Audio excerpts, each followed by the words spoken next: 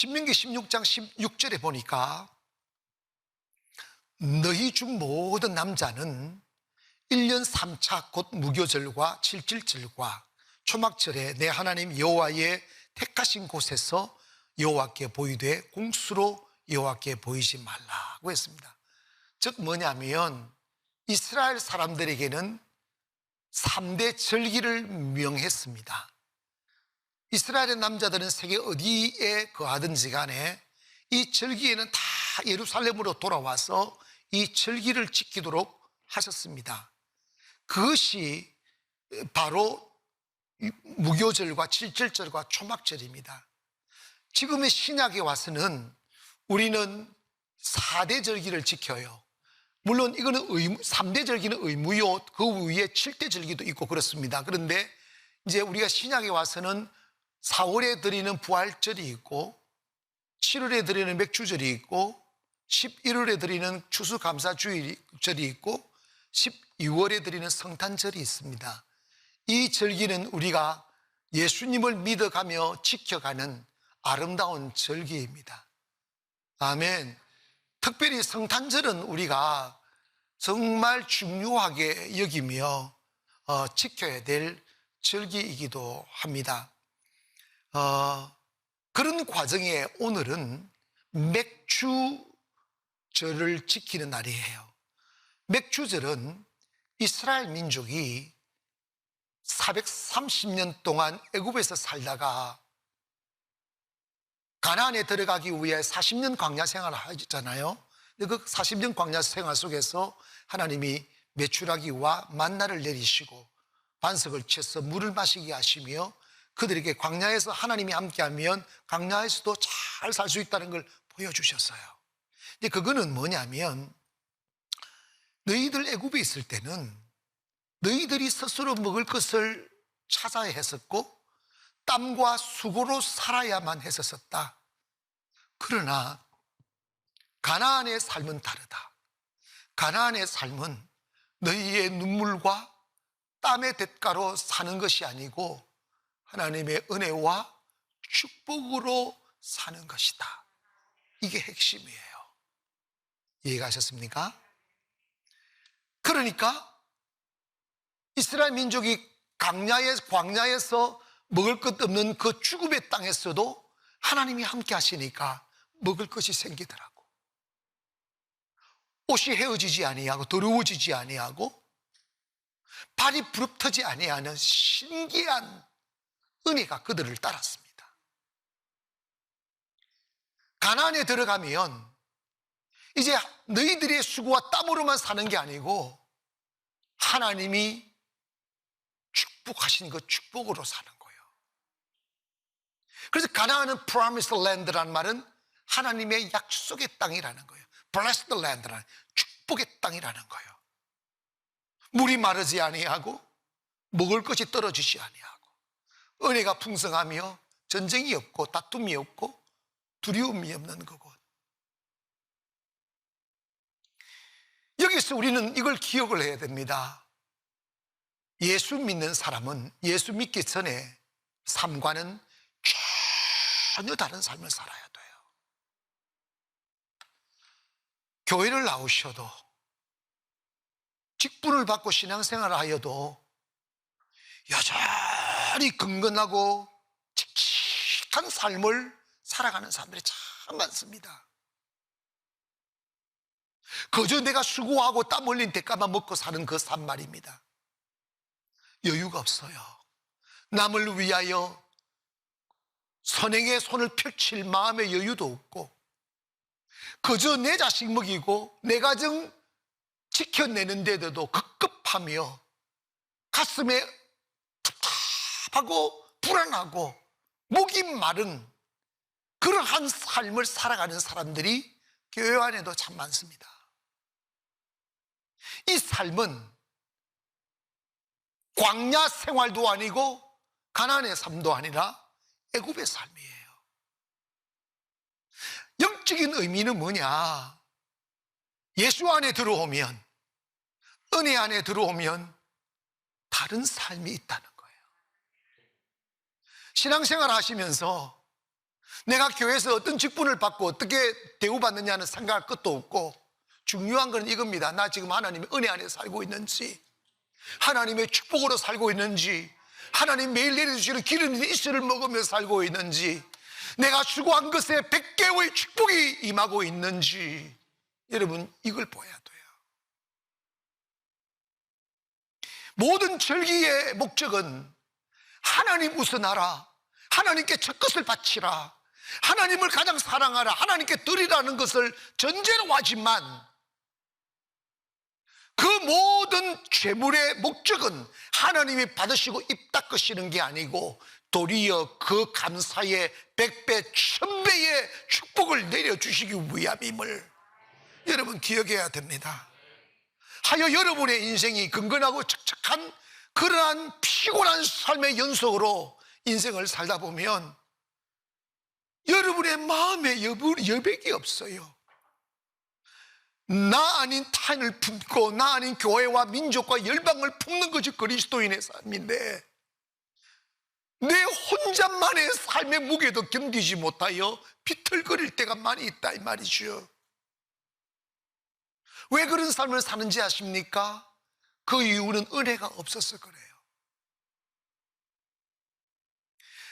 여러분, 맥주 감사주의를 지키라, 맥주 감사절을 지키라, 이것은 먼저는 너희가 애굽에 있을 때를 기억하라는 거예요. 은혜 없는 삶, 은혜 없는 곳에서 살던 곳을 기억하라는 거예요. 너가 스스로 땀을 흘리고 스스로 먹을 것을 챙기며 살았던 그 피곤한 삶을 기억하라는 거예요. 그리고 너희들이 애굽에 살면서 온갖 죄를 지으며 애굽 사람처럼 살았지만, 그 언젠가 하나님께서 구원을 선포하신 그날에 너희들을 해방시켰던 그날을 기억하라는 거예요. 모든 애굽의 사람들이 재앙에 내려와 죽음의 사자가 내려와 집집마다 첫 것들을 하나님께 드리자고 자기 것 삼으니까 그 다 죽이기 시작하는 거예요. 통곡이 시작됩니다. 라마의 슬픔이 온 세상을 뒤덮습니다. 자식 잃어버린 아낙네의 슬픔은 그 어떤 말로도 위로할 수 없는 슬픔이 되어 온 세상을 그 뒤덮고 있었습니다. 그런데 하나님의 말씀에 순종하여 그 전날에 어린 양을 잡아서 피를 받아 문설주에 바른 이스라엘의 집들은 그 죽음의 저주가 임하지 아니하고 죽음의 천사들이 문설주에 피를 바른 집은 뛰어넘어 버린 거지. 유월했다. 그 영어로 pass over, pass over 했다. pass, 뛰어넘어 버렸다.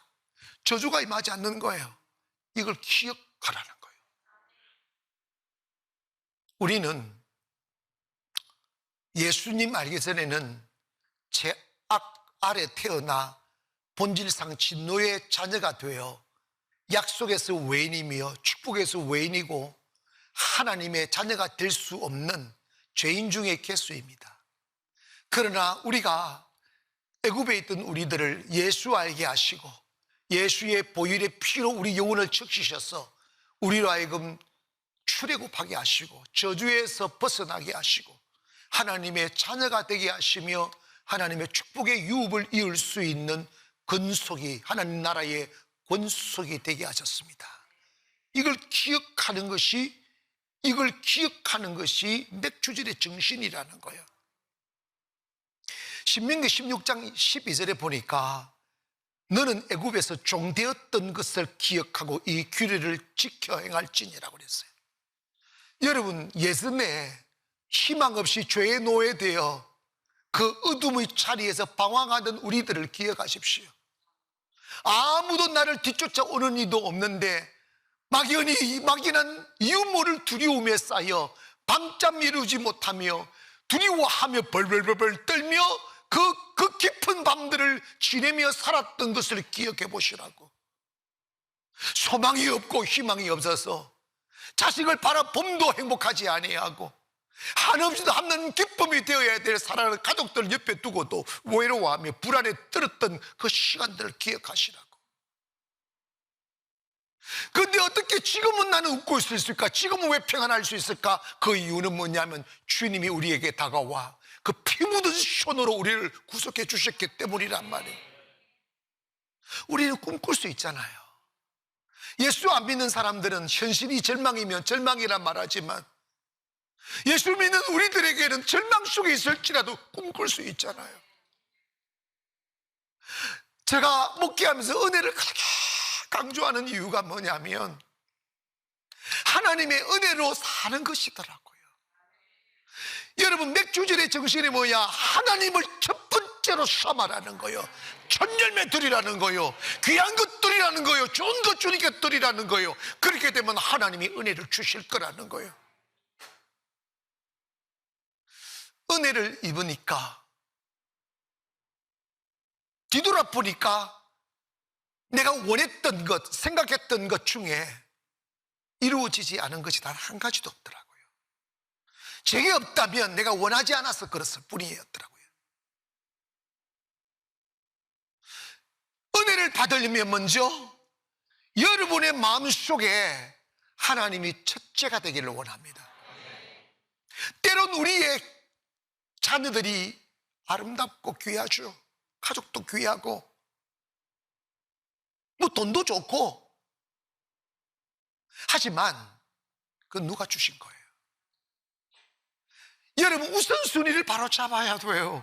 하나님 안에서 사랑이 있고 하나님 안에서 자식이 있고 하나님 안에서 가족이 있는 거죠. 하나님 없는 것들은 다 공허해요. 마귀한테 속으면 안 됩니다. 하나님 맥주절을 지키며 살아라. 이 절기를 지키라는 것은 뭐냐면 하나님을 기억하라는 거예요. 하나님이 누구신지, 너희를 어떻게 애굽에서 구원했는지, 너희를 어떻게 광야에서 살려주셨는지, 너희들을 목마를 때 어떻게 물을 마시게 하셨는지를 기억하라는 거예요. 여러분, 감사는 또다시 축복을 가져오게 하는 축복의 열쇠입니다. 항상 기억하고 감사하고 기억하고 감사하라는 거예요.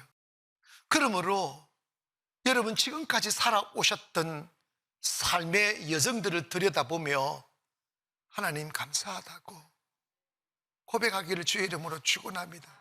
사실 그게 맞는 게, 여러분, 옛날에 비하면 여러분 너무 많이 건강해졌고 너무 많이 행복해졌고, 무엇보다도 이제 여러분 꿈꿀 수 있게 됐잖아.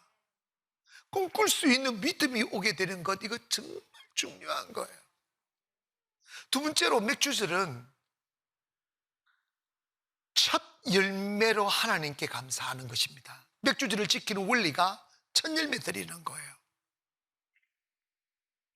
여러분, 성경에 보면 첫째, 첫 열매, 첫 아들, 이런 말씀을 많이 하는데, 이게 뭐냐면 하나님을 너 인생의 최우선으로 두라.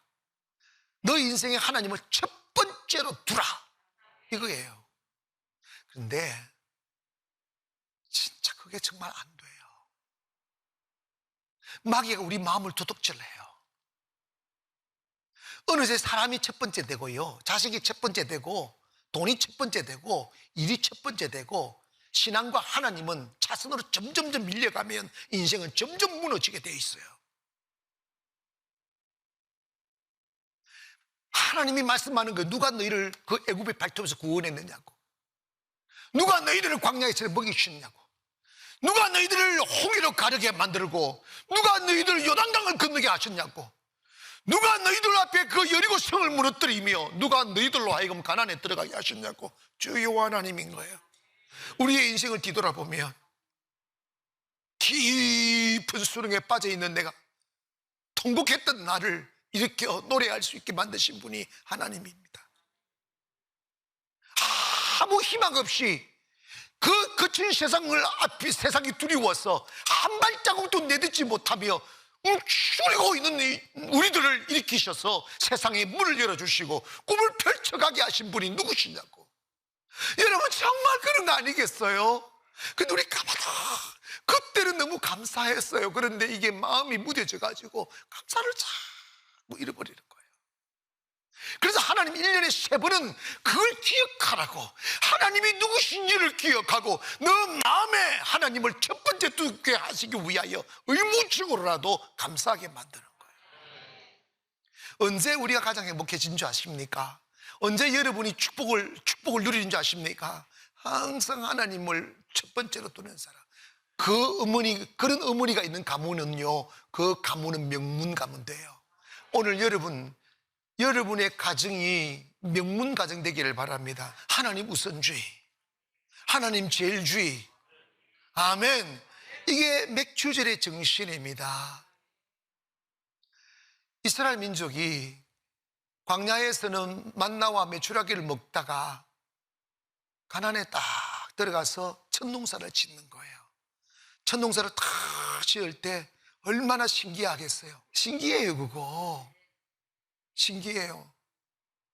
그러니까 얼마나 좋겠어요. 그런데 하나님이 너 첫 농사 첫 열매 내 거야, 내게 가져와라, 이런 거예요. 그래서 그들이 첫 보리 농사를 지어서 하나님께 드린 것이 맥추절인 거예요. 보리 맥자 해가지고. 근데 그 맥추절을 어떻게 드리냐면 민수기 15장 17절부터 한번 읽어보시겠습니다. 시작. 여호와께서 모세에게 말씀하여 이르되 이스라엘 자손에게 말하여 이르라. 너희는 내가 인도하는 땅에 들어가거든 그 땅의 양식을 먹게 하여 여호와께 거제를 드리되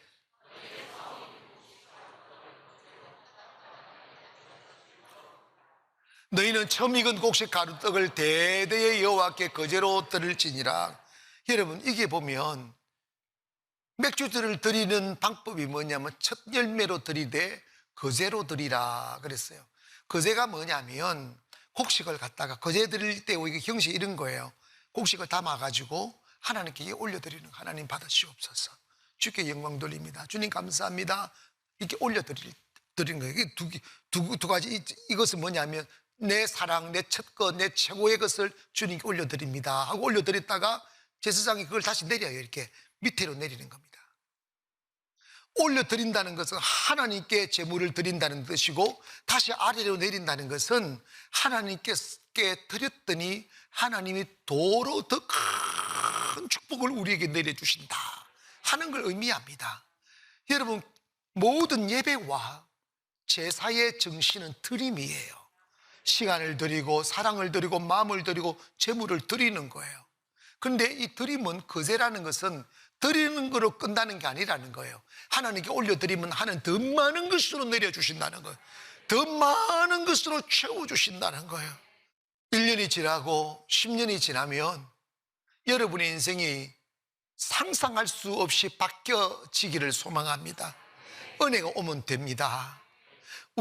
여러분, 저요 10년 전에는 조그마한 상가에서 그냥 조용하게 예배 드렸어요. 그래서 은혜만 구했다고. 이제 우리 꿈꿀 수 있게 되잖아. 여러분, 똑같습니다. 하나님의 은혜 입어야 돼요. 따라합시다. 주여, 은혜 입는 자 되게 하소서. 방법이 뭐냐? 하나님을 첫 번째 하면 돼.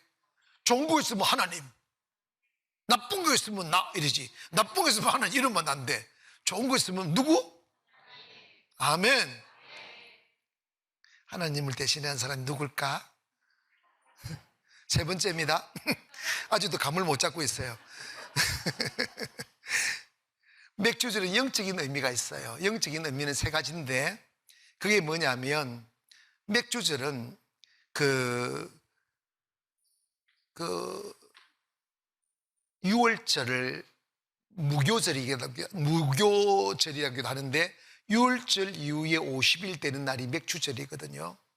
그러면 지금 이제 예수님이 부활하신 뒤에 50일 되는 날이 맥주절이에요. 이건 성령 강림절, 오순절, 교회가 시작되는 날, 이런 거예요. 그러니까 이 절기에는 우리가 뭐 해야 되느냐면 하나님의 성령이 임한 절기라고 보면 되십니다. 예수님 십자가에 죽으신 뒤에 세상은 참 거칠었습니다.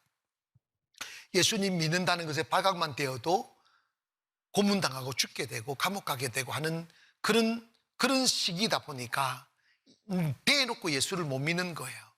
하니까 목숨 부지하기 위해 숨어서 예수를 믿는 시대인데, 그들이 막 숨어서 예배하다가 오순절 되는 날, 맥추절이야. 날 성령이 확 임한 거지. 성령이 임하니까 세상 현실이 바뀐 게 아니고 사람이 바뀐 거예요. 여러분 기억하세요. 환경이 어두워 불행한 게 아니고 내 마음이 어두워 불행한 거예요. 성령을 받으면 환경이 바뀌는 게 아니고 내가 바뀌는 거예요. 생각이 바뀌고 마음이 바뀌는 거예요. 그게 뭐냐면 그들은 두려워서 문을 걸어 잠그었는데 성령을 딱 받으니까 두려움이 사라졌어요. 문을 걸어 잠근 걸 문을 활짝 열었어요. 세상으로부터 등을 쥐고 숨어들었는데 세상에게 뛰어들었어요. 뛰어들어서 외치지 말라는 예수를 외치기 시작하는 거예요. 근데 놀라운 기적이 일어나는데 표적과 기사가 그들의 손에서 일어나기 시작합니다. 성령의 능력입니다. 성령 충만 받아야 돼요.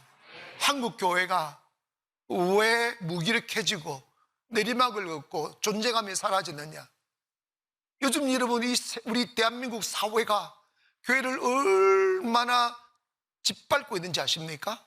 이거는 딱 하나예요. 타락해서 그렇다고 하지만 타락의 원인이 뭐예요? 성령을 소멸했기 때문에 그런 거라고. 성령 소멸하면 끝나는 거예요.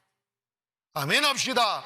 그들은 권력도 없었고 가진 것도 없는데 성령 딱 받고 성령의 이름으로 세상에 나가 외치기 시작하니까 권력을 이겼고 로마를 이겼고 마귀를 이겼고 세상을 이기고 교회를 세우기 시작했단 말이에요. 성령 받으면 돈 10원 한 장 없어도 교회 된다니까. 아멘. 우리 교회 이름 3천만 원 가지고 되잖아. 아멘 안 하네. 그런데 이러면 요즘 교회 건물 다 있고 사람 있어도 교회 안 된단다. 왜 그렇습니까? 성령을 외면하니까 그런 거예요. 성도가 가장 위험할 때가 언젠가 성령 제끼고 자기 이성을 만족시키고 지성을 만족시키려고 예배하는 사람들로 채워지면 그 교회는 공동묘지 되는 거예요. 사탄의 속을 되는 거예요. 그런데 성령 받는 1+3가 와요. 완전 대박이지. 그런데 여러분 그게 뭐냐면 하이타이 하나 달아준 게 아니라니까. 성령 받으면 첫째로 뭐가 오느냐? 영권이 와. 영권. 아멘. 영권이 뭐냐? 마귀를 몰아내는 능력이야. 누가 여러분의 자녀를 무너뜨리십니까? 마귀 새끼라니까. 여러분 마귀 새끼 몰아내보세요. 자녀들 딱 돌아와요. 그 다음에 여러분 사람이요 제일 힘든 게 사람한테 시달리는 거예요. 맞죠? 사람한테 시달리는 게 힘들어요. 사람한테 시달리면 안 돼. 사람을 지배할 수 있어야 돼. 인권이 와야 돼. 인권. 그래야 성공합니다. 인권을 받아야 사업을 해도 딱 저 사람이 가면 안 되는데 내가 가면 돼. 인권이야.